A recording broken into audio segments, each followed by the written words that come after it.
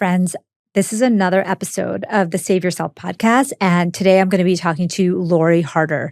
She is an author, a podcast host. Her podcast is called Earn Your Happy, and she's a founder of a new drink called Glossy. I'm going to be talking about her journey. I'm actually recording this after I heard her story, and I want you to really lean into the failure part of the story. I think she's very, very unique in that she shares a lot about the details, the nitty-gritty, the things that went wrong, the mindset that she used, the things that turned things around for her.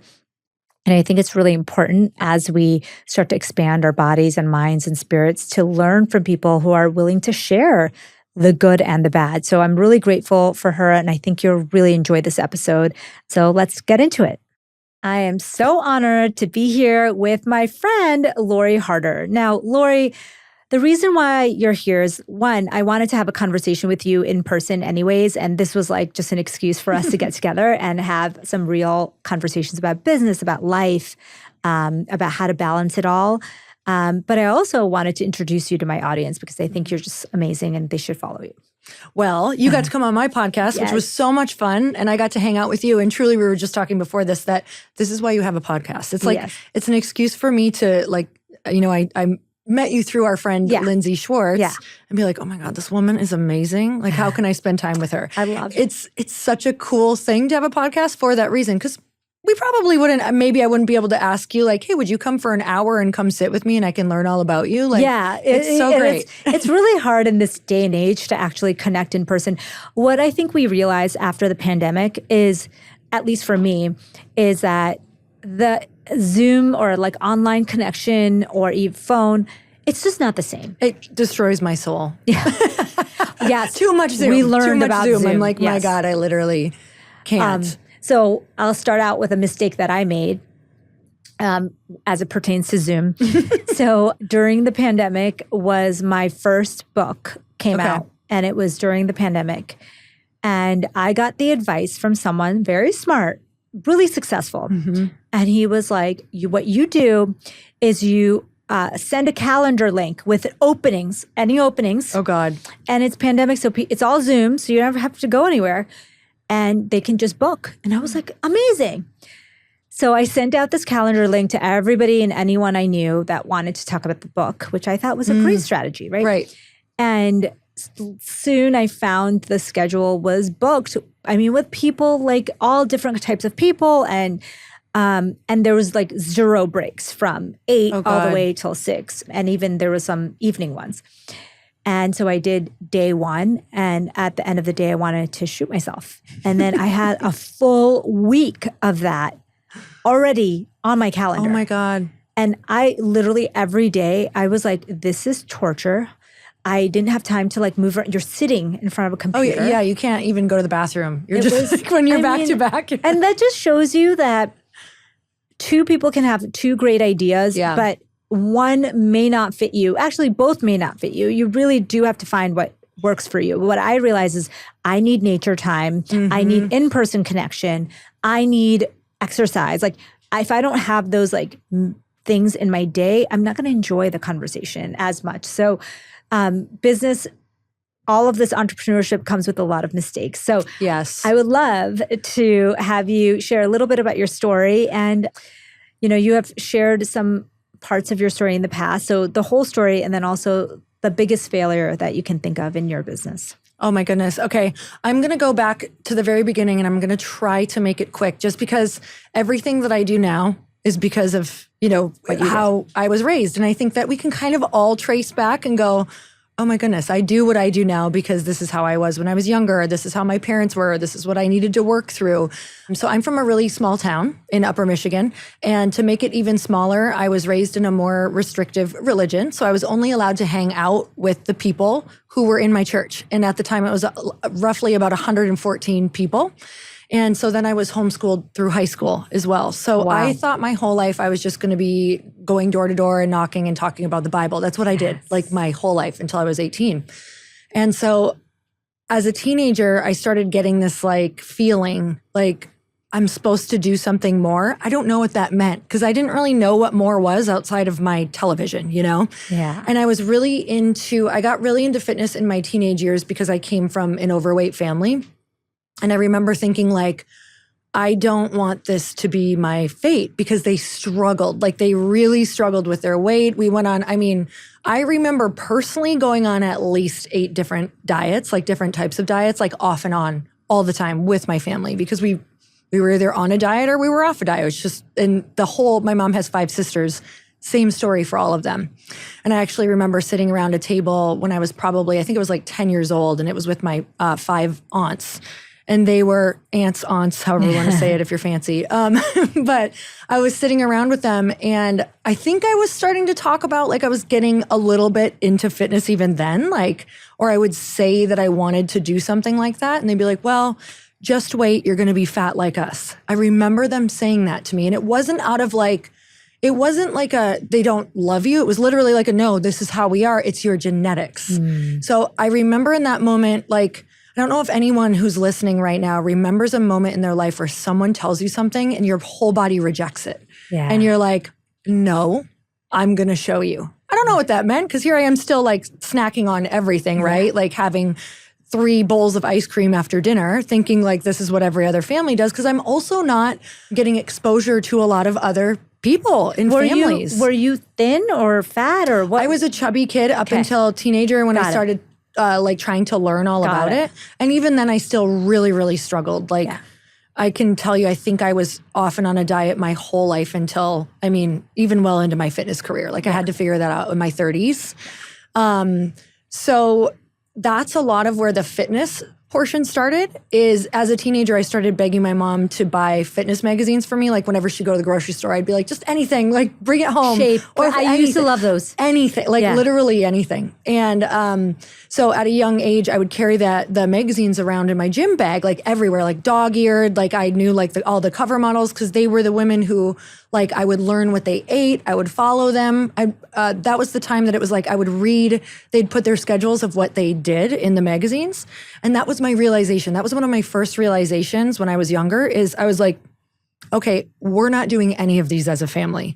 So that's when I started to understand, it's not just our genetics. Even though they're telling me this, it's not just our genetics because this girl's eating a salad and a shake I'm eating 10 times more than this and she's working out. So I really started doing that as a teenager and then in my early 20s. And that got me into fitness. I ended up leaving the religion at 18 and leaving home. And that was a whole other, that part of the story is an entirely other pillar in my career and in my life. Because what I do now in the book that I, wrote in 2017 was all about building your tribe of people, building your network for where you're going, not for necessarily where you're at right now. So not looking around you and being like, okay, well, these are my friends, this is it. It's really who do you want to be and who's doing what you want to do? And it's the breakdown of how to do all of that. So did your parents, were they okay with you leaving Not the in the beginning. Okay. And I kind of did it in a way that, because I love and respect my parents, but I also, when you're in a religion like that, they only want you to stay in because according to that religion, it's bad if you leave. They don't want you to die. Yeah. They don't want you to go to. But also, if you leave, you're not supposed to talk to those people. It's isolating. Yes. So it was a major. I feel like that took a solid 10 or more years to really heal that. But in the beginning, I was living a totally double life because I didn't want to tell them. So I just moved away and rarely called them. I think I called them twice in the first year. And you just did your thing, the way you wanted to. And I went a little wild. Yeah. The first Where couple did you years. move to? I was in Green Bay, Wisconsin. So we went upper Michigan. Yeah. Moved to Green Bay from 17 to 18. So one year my dad lost his business. So he had to move to a bigger city. Okay. So at 18, moved to Madison, Wisconsin. Okay. Which, if people don't know, it is a party college That town. is amazing. So then you left that. Then what happens? So left that, had that couple of years where it was just bad friends, like got into a bad crowd. And I ended up moving back to Green Bay in with my parents for a little while because I had ran up like credit card debt, didn't know anything about money, like nothing about money mindset. I was like, what is this credit card? We're going to go shopping. Yes. And my family was a very like, we very humble beginnings. So, you give me a credit card and it was like all over from there. Yeah. But at that point, I ended up moving back in and meeting my husband at a gym. So I moved back in to my parents' house for probably 3 months and ended up meeting him there. Friend zoned him for about 6 months. And then we ended up falling in love, getting married, the whole thing. But what happened is I married him at 24 and he was in mortgage and finance. And in 2008, so I essentially was not really doing too much. I was like working. I worked at an Ulta, I worked at a coffee shop because I didn't graduate high school. Got it. So I never graduated. So I had this story in my head that I'm not smart. Like my sister was extremely smart. And my grandpa had said something to us once. He was like, well, your sister's really the smart one. We don't know what we're going to do with you. And that stuck with me because I really struggled in school. Yeah. And so these stories that just like get stuck in our head for no reason that you can kind of trace back to.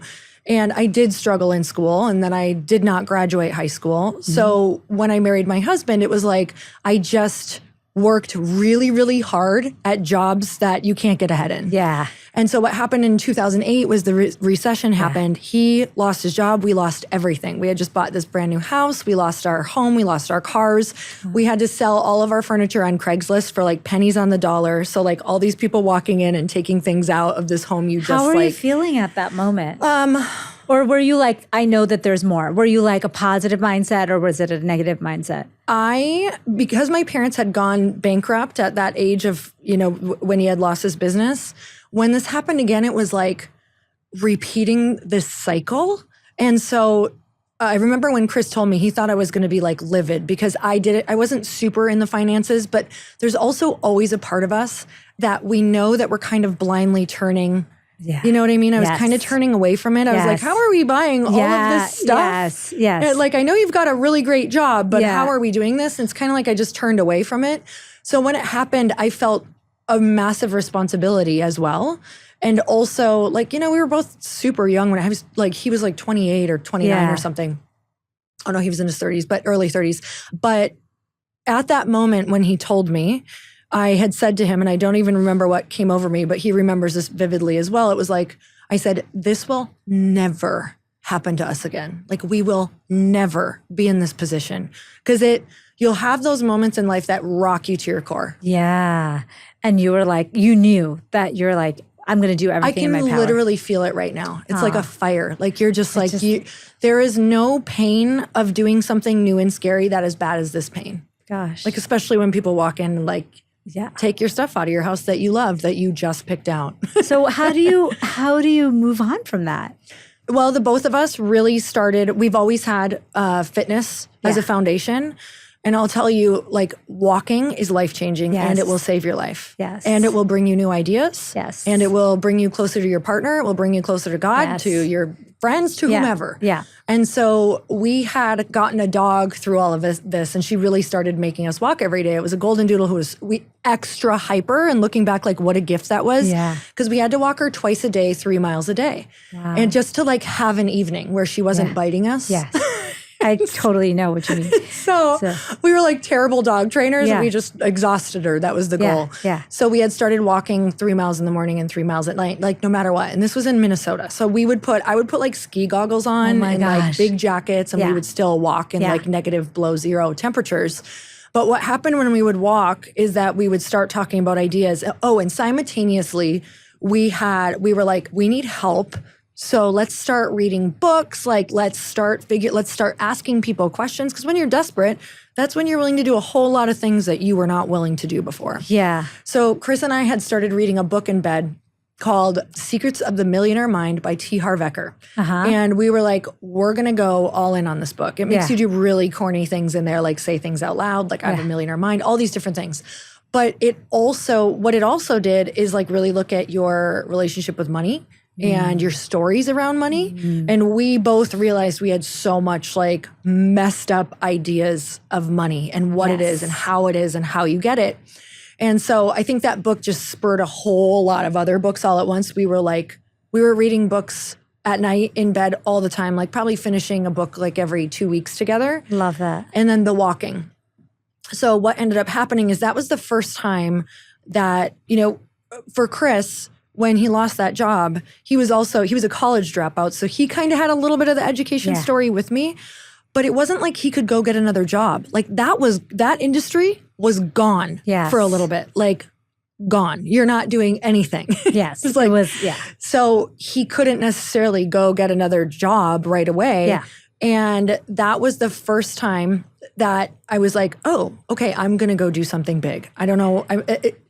And I was into fitness at the time. And I've helped a bunch of people for free, like lose weight and, do different fitness competitions and stuff. And that was the first time that I was like, okay, I'm going to go work at a gym for a little while. I worked at an LA Fitness for a brief moment, and then I ended up opening my own gym. It was in the lower level of a chiropractic center. And how that happened, this is a part of the story that I think is really important for people to hear, because in order for your dream to be recognized, like, you have to be an evangelist for it.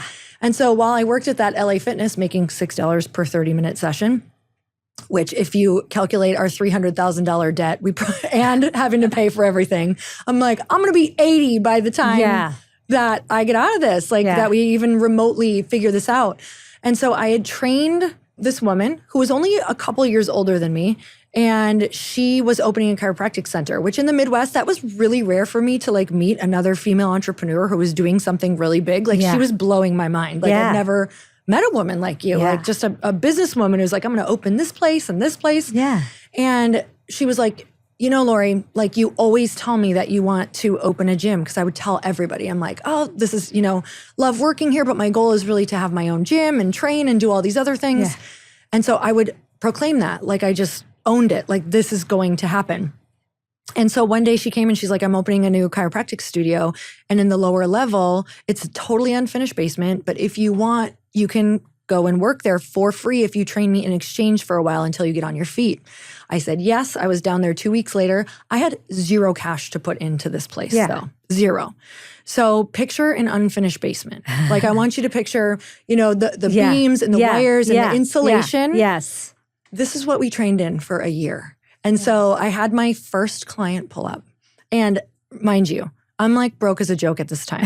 And in the Midwest, I didn't even know what this vehicle was. A Range Rover had pulled up, and I was like, oh, I know this is a really nice car. But I didn't really know. But you didn't know. And she walks in, and she's my first client. I had never met her before. And I was like, welcome. Oh my gosh, thank you so much. This is going to be the best session. I looked at your intake form. Come on down. I'm in construction right now, so thank you so much for being patient. We're going to do this and that. No intention of doing any of those things. Yeah. I was like, girl needs to get paid. Maybe we'll do that. Yes. But you have those moments where you just have to, you have to go for it. You have to go all in. You have to just put your ego aside. And I can't tell you how many times I've had to do that. If you look at the way that I started, it is so scrappy. Yeah. And I think that people are never paying for, oh, it looks a certain way. And sometimes we do that, of course, obviously.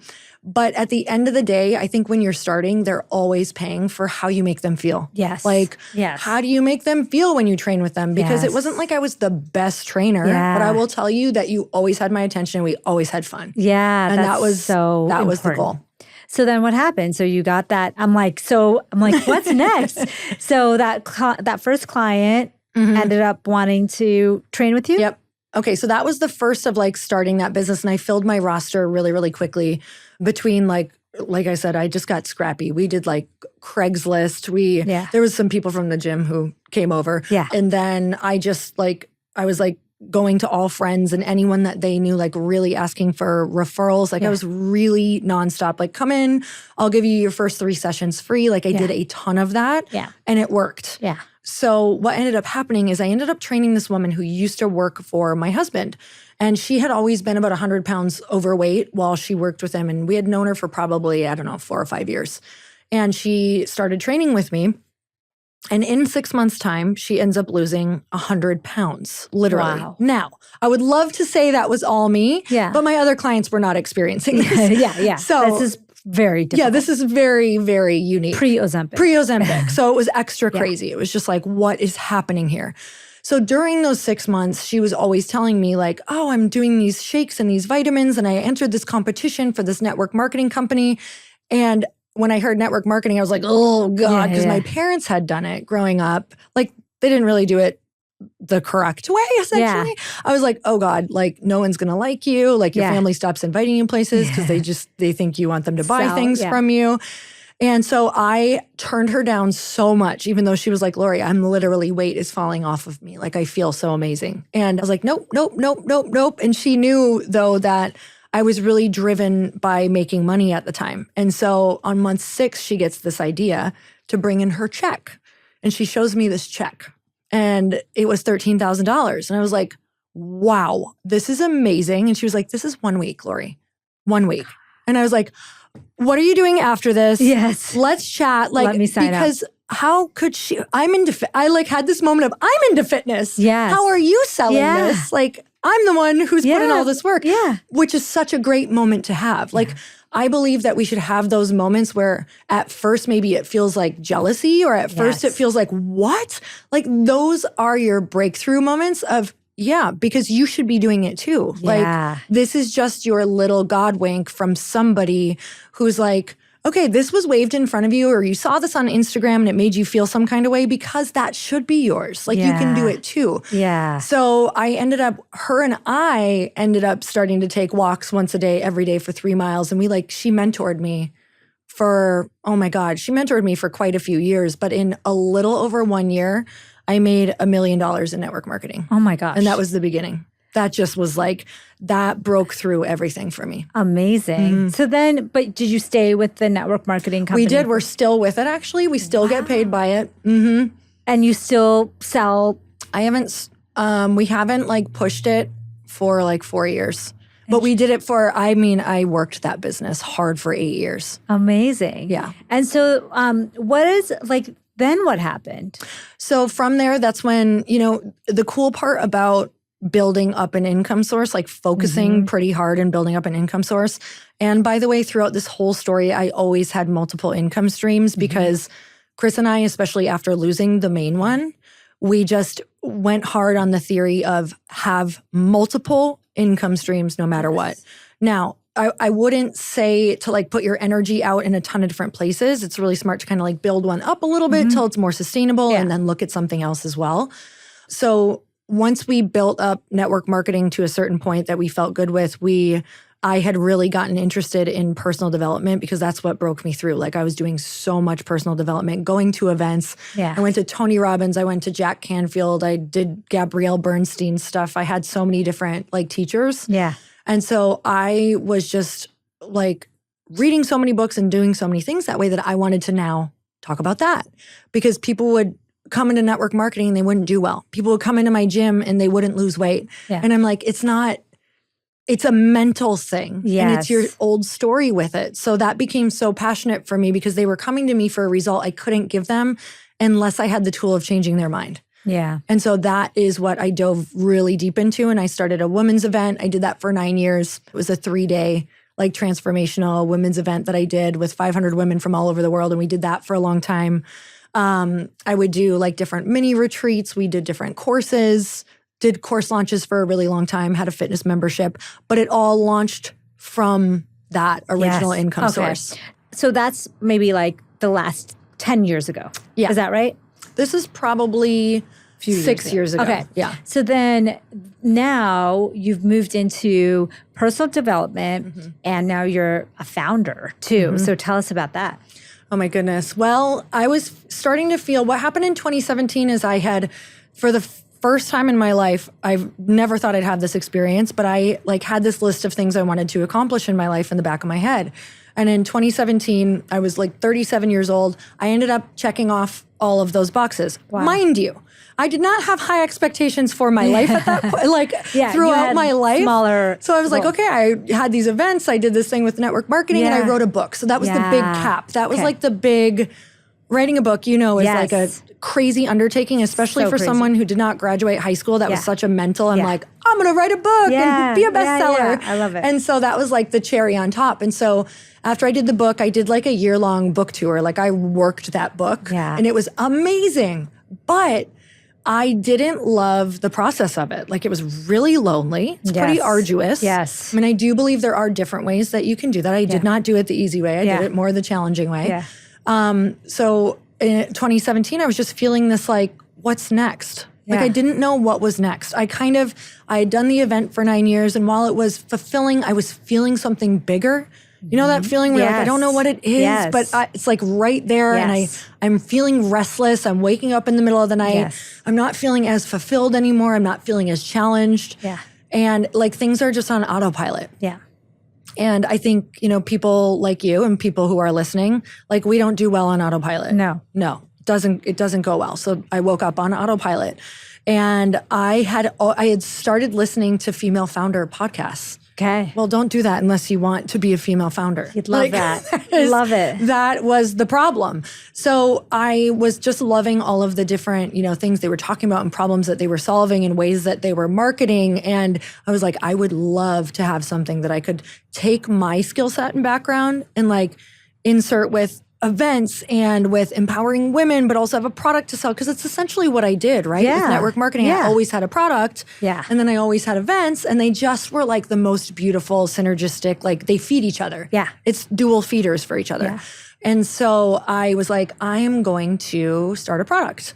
And at the time, I was like, in that whole like health and fitness world, but I also liked to like have fun with my girls, like go have a glass of wine. And I was like, why don't they have something? This was during the rise of the spritzers. Like literally, I think only White Claw was out at the time. And I was like, why don't they have something that number one tastes better?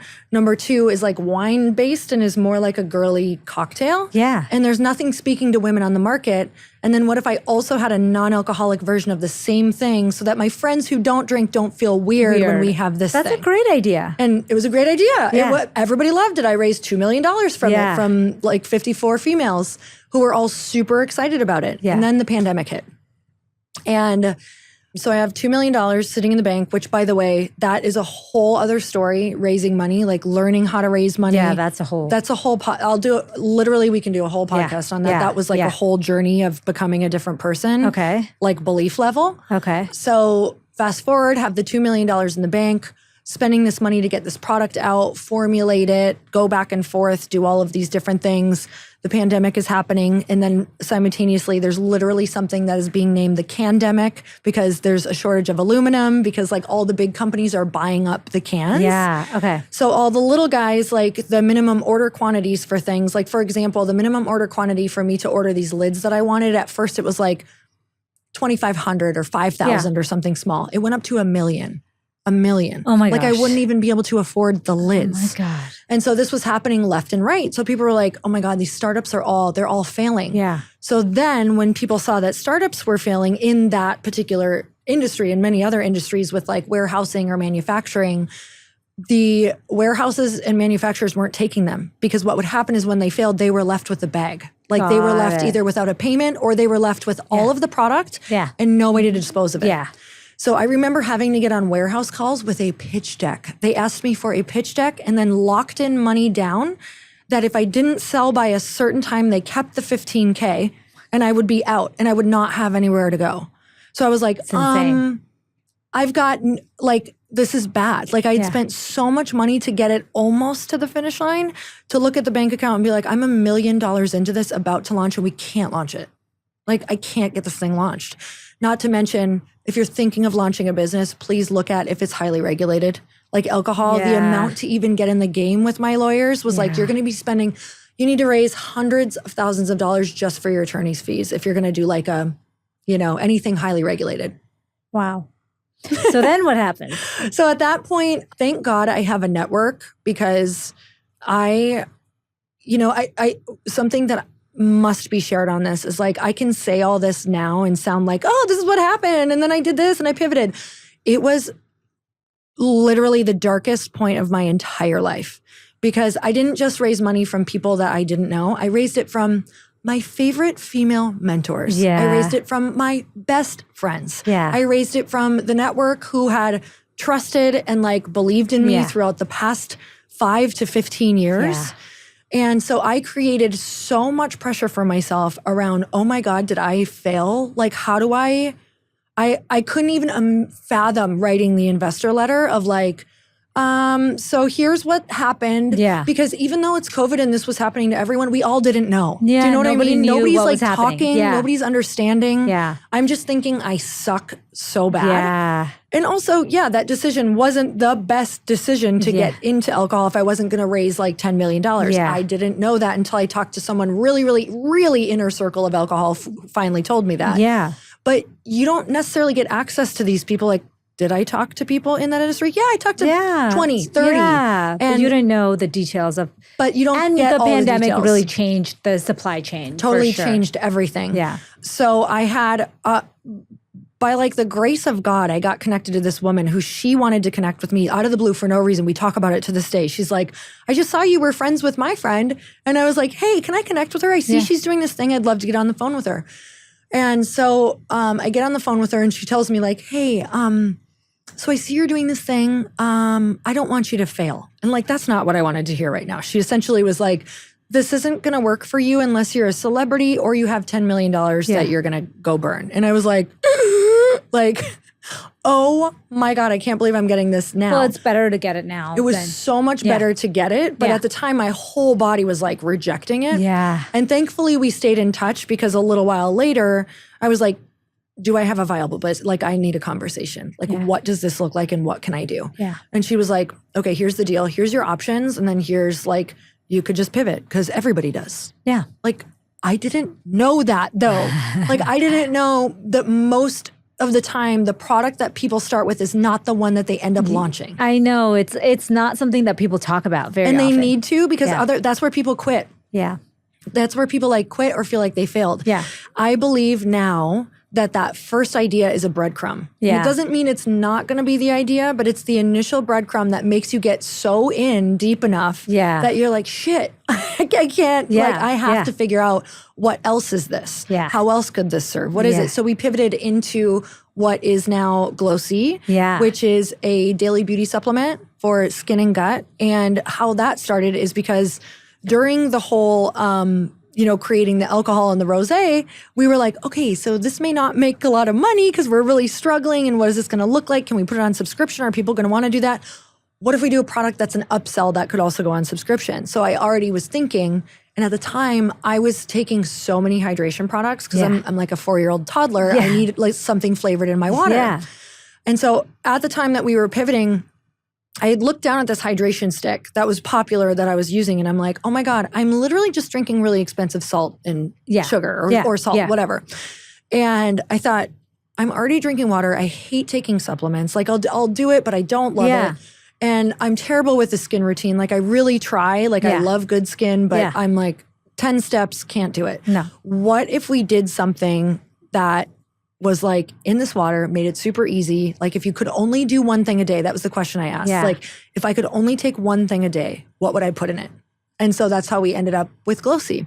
And so it's great for, gut health. It's great for skin. It's got magnesium. It's got zinc. It's got vitamin C. So we were really excited about it. So what did your investors say when you were like, okay, I want to pivot from, that must have been a really difficult conversation. So I talked to so many, like I went crazy on pinging every founder that I knew, like who was way ahead of me, right? Who maybe had sold companies.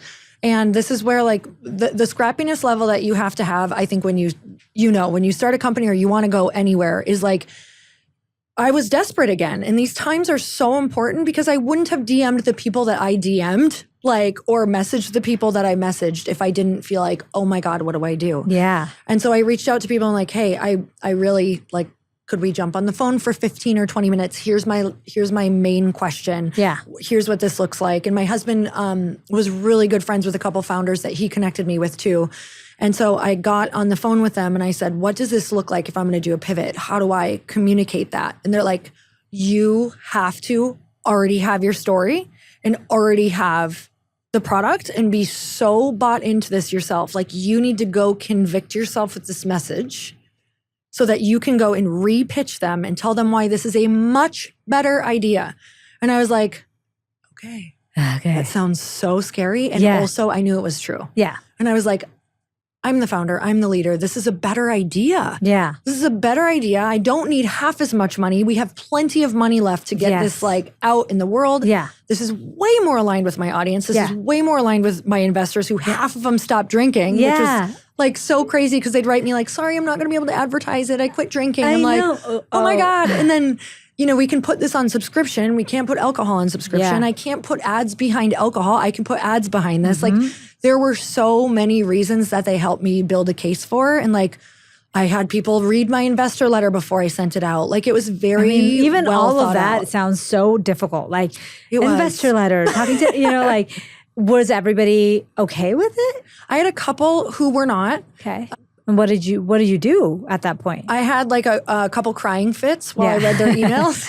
And then I, you know, read them to my husband. And of course I read them in a tone like, Like I was reading from that tone. He goes, let me read it from the real tone. He's like, Lori, this is what this says. Yeah. Because you're just so worked up. You're so like, this was already emotional. So hard. Like I need people on my side. Like you can't, when you invest, you can't get your money back. Like, and they know that. Yeah.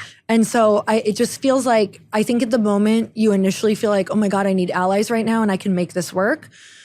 It just feels like gut punches, even though they have every right to feel that way. Like, but they know what they're getting into when they invest all of the things. But, you know, it was like pandemic time. People were also hard on cash. So those letters were, I mean, they were horrible to receive, but they also gave me the opportunity to become a totally different person. Like I changed because of those letters. Wow. So in what way? Those were the people that I had to get on the phone with. Like I actually called them the day after. I said, hey, I want to do a phone call with you. And it made me get so into my vision, like so bought into what I was doing to re-pitch them what we were doing. Like, this is why this is better. This is why you should be excited. This is why you bet on the founder, not on the product. And so by the end of those calls, they were excited. And it was like the best thing that's ever happened. But it was hard. That's a hard conversation. So how long ago was this now? This was a year and a half, 2 years. Yeah. So it's really recent. Yeah. That was recent. And you've been going through ups and downs. And what kind of grounds you, what keeps you stable through all these ups and downs? You must have developed some kind of practice. And I love that you talked about walking and reading, because I think that's really some of my practices. But what is it that you do when you're feeling like something's really bad happening or you need to kind of get yourself back into your body? This is such a great question because there's so many things that people do, and like figuring out your versions of it is really important, but it's simultaneous with, like, it has to happen with things that you're choosing to believe. And so I think it started with having to believe that this was already on my path. Like this was supposed to happen. That's a tough one for people to grasp, but if you can grasp that, then you can ask the question, if this was supposed to happen, why? Yeah. And that's where your power is. Yeah. And so it was like, why? Like, I can literally feel it. Like, it makes me want to cry because the gift is in the parts that you are fearing the most. And so, are you kidding me? If you told me 3 years ago about those 3 emails that I would have gotten, I would have never started, because that is what I feared the most. Yeah. Somebody saying, you're not, well, yeah, whatever. You're not who you said you were. I thought this was going to happen. Like, just things that you're like, this is my worst nightmare. Like, they just come up with whatever, you know? And so in those moments, though, was that, like, I got to become a totally different version of myself. That is okay. Like, learning how to figure out how to be okay with any outcome is the goal. And I mean, that's the hardest thing you'll ever do in your life, ever. But it's all happening because you're getting the opportunity to become the person that you see in your head, that you know you came here to be. And so the belief system for me is always, it's happening for me. If this was happening for me, if this horrible thing was to be happening for me, why is it happening? And so, like, really digging in and gathering as much good evidence around why that is happening, and then using it, using that evidence. Like, if it's for getting a backbone. Like for me, it was getting more of a backbone, not letting so many things throw me off, not letting one email take down my whole day. Like I want to have joy throughout my day, even if one email happens. Like, what's your tip? What's your top tips for a founder? Say someone wants to start a gym, start a product, start all these things that you've done, that you've experienced. What are a couple of tips, or maybe one or two? Go get in a mastermind, get in a room with people who have done it before and are teaching it. The playbook is all out there, like especially now. You just have to look for it. Like, if I wanted to, there's so many things I could ask you about if I wanted to do. Like I would go find the people who have done it before, or pay in a mastermind, or pay for a coach. Because you just trying to figure that out on your own is so not worth it. Like I think some of the things I left out through this whole story, but I think that you heard me saying it, is whenever I would have a problem, I'm like, who's done it before? Yeah. Who's been here before? Who can I talk to? What book can I read? What podcast can I listen to? But I'll tell you, you can listen to all the books and podcasts. It can't replace reaching out to someone or paying for coaching from someone who has been there before. No, I have to tell you, like when you said to me, hey, you're doing your first event. I did a Costa Rica little small retreat of like 20 people. And this is my first, like in Scottsdale, my home base retreat. And when you said, hey, if you have a question, just voice note, we can go back and forth. Like that alone made me feel so much better, because you've done that before. And I haven't done that before. And a lot of the anxiety that comes with anything like that is, hey, you don't know what to anticipate. You don't know what you don't know. And so I think having someone to even talk to about things like that is really, really, really important. And out of all the things you do, speaking, masterminds, group events, making products, network marketing, fitness, what would you say is like the thing that you enjoy the most, or that you think is a thing that you're going to take with you to the next phase of your life? I will always create masterminds and connect people, because it's out of anything that I've ever done and been a part of. Like I have paid a little bit of money to be a part of one. I've paid a lot of money to be a part of them. And every single year I try to be in one or around them or whatever, because they're the answers to the test. And you're in a room with somebody who literally is saying, maybe you go into the mastermind and you're like, oh my God, I suck. I shouldn't be here. My business sucks. This is what's going wrong. A well-run mastermind or group, or whatever you want to call it, or if you get a group together, is always about letting it be okay to be as vulnerable as possible in that room, because we can't know what you're struggling with, and they can't fix what I go in there trying to make look good. Yeah. Like that's where people go wrong in a mastermind, is they go in trying to like make their business look good. I'm like, no, you're here because something's wrong in your business. And like, what is it that you're struggling with the most? And you can't get the help that you actually need until you actually say where you're at. And so that's what we try to, and for your retreat, that's really like what we're trying to curate, right? Like how do we get to that? Like the most beautiful, vulnerable place, so that we can give you the help that you need, not the fake help, you know? And get really down and dirty. Totally. I remember my first mastermind, and I haven't done a lot, but I remember one that was so transformative, because I was a clinical doctor, meaning I worked just seeing patients. I did not have a business. I did not have a book. I did not have anything. It was really at the beginning of my journey, but I knew I wanted to do something else. And, I had my hot seat. I don't know how you do them, but like it was like you had like a few hours that you could present. They're all different, but yes, I've done that. So I presented my whole thing, and they all like stared back at me, and they were like, so why aren't you doing any of, like, what's stopping you? And I was like, I don't know. I feel like I just started. I don't know. Like, I don't know how to build a website. I don't know how to sell something. I don't know how to, and it was like, they were all like, it's so easy, and to hear other people say like, oh, it's so easy and I'm doing it. Or someone's like, that was the first time someone said to me, hey, I know this manufacturer. You have all these ideas of what you think people should do. You should make a product and do something, a supplement or a food or whatever. And then someone else said to me, hey, you really need to build out your website. Like, you don't really have a website. Like, it was literally like going from 0 to 1,000 just by being in that room all and at hearing. Once. You can completely change your life and business in like sometimes just a weekend. Like I'm literally still doing some of the stuff that we had talked about because they just wrote out a roadmap. They're like, first you build a website, then you do this, then you do this, and I was like, wow, like looking back at that, how transformative. When you said masterminds, I'm like, oh, that mastermind was so transformative. Oh my God, it's how I started literally everything. It's how I started a membership program. Was initially, that one didn't start with a mastermind, but what it started with was like almost audio discs. Yes, discs. Yeah. It was Brendan Burchard, and it was called Millionaire Messenger, and it was how to take your message and put it online. I started a membership with that, and then Jack Canfield had started and that was like a mastermind. It was like 3 weeks throughout the year. That launched my biggest like event.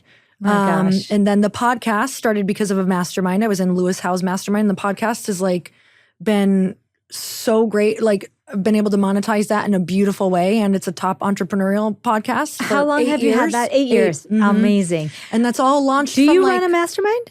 We're actually launching a mastermind. Okay. Well, Lindsay you'll have to come back and talk about that soon. Yeah. Right? Yeah, for sure. Yeah, but I think that's and Chris runs one. He's run one for like 5 years. Oh, nice. Yeah. Okay. So it's his just male founders or no, female? His is it's called EEM, so it's Elite Entrepreneurs. So he takes people at like 600K and above. Most of them are seven-figure earners. Yeah. So we're kind of planning for the 599 and below. That's amazing. Yeah, we're excited. I just feel like that's such a big area that people need support on. Whenever I go to entrepreneur or like any kind of growth masterminds, I'm always like, but sometimes, you need the growth and then you need to grow into it. Like I said, yes. I'm still doing some of the things that we talked about years ago because they roadmapped everything out for me. That's the crazy part about a mastermind is people go in and they can get really overwhelmed because it's like drinking out of a fire hose. Yes. Like you're sitting down and kind of getting a 2 to 3 year plan in a way.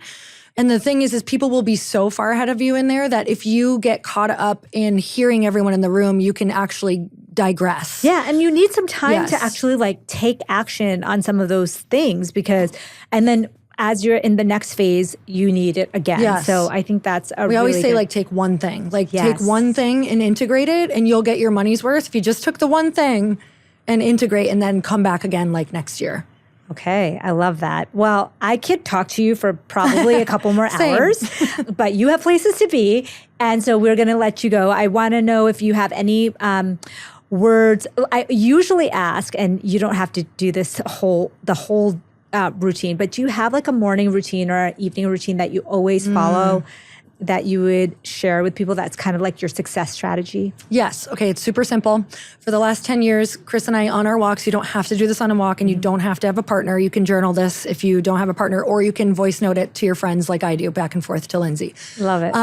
It's called the Power 9. And every single morning we do 3 things we're grateful for, 3 things we're excited about, and 3 things we're manifesting back and forth. Wow. And so it keeps me reminding of what I'm always like wanting and working on. And even when the days are really hard, because you're going to have a lot of really hard days, it reminds you that life is still really good. And then at the end of the day, we do 3 wins. So I love that. We make ourselves look at 3 good things that day because being like life is hard in general, and then take on business and responsibility and other people and all of the things. It's like, you need to remember that life is still good and still happening and still have life, because what is it all for? Like, it's going to fly by. It's going to if you don't enjoy it. Yes. I know. The more you can enjoy, the better your business will do. And it's going to go ebb and flow like that. But you have to have those grounding things that remind you life is good. Oh, I love that. Okay. On that note, thank you so much, Lori, for being on. It sounds like we're going to have you on again as a guest. Whenever. And we will do this. And so for anyone who wants to follow you, if they're not following you already, where can they find more about you? Well, I have a podcast that you've been on. Yes, that you love were. it. I loved your episode. It's People so good. loved it. We still talk about it. So that is Earn Your Happy. And then, the thing that's like most for me right now is Glossy. So getglossy.com. And then I'm just Lori Harder everywhere. Love it. Thanks for being here. Thank you so much for having me. All right. Thanks, everyone. See you next time.